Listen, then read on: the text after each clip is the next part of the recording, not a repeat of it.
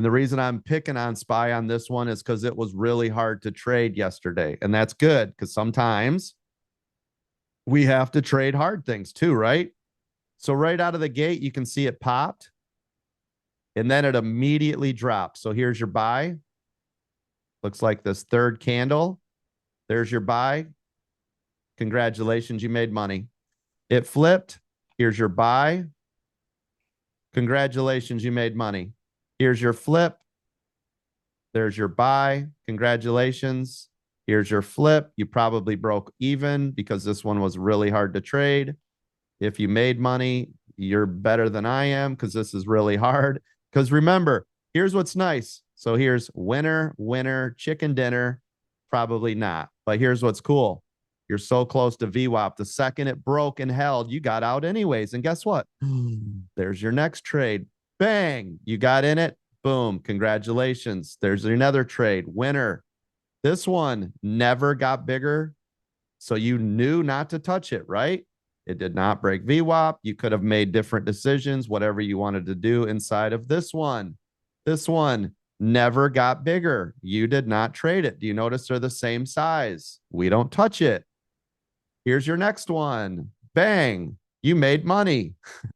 Notice if you don't cherry pick, here's 1, 2, 3, 4, 5, 6 entries to make money.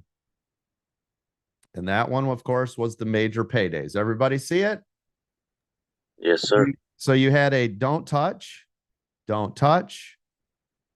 probably lost money, but it would have been so small. It's not even funny because it was right near VWAP. Now, this was a hard trade, but I wanted you guys to see what a hard trade also looks like. If you ignore the noise and just start to concentrate on that VWAP to help guide you. Do you see it down here? Look at underneath. If you never saw the candles up here, does everybody see right here? This is why you guys keep getting burned out. You're staring at these candles too much. Stop doing that. Look down here. See underneath the water?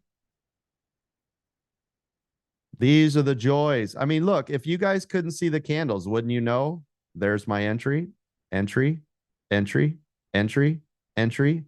Nope, nope, entry, entry, entry. Do I need the candles up top to tell me any of that?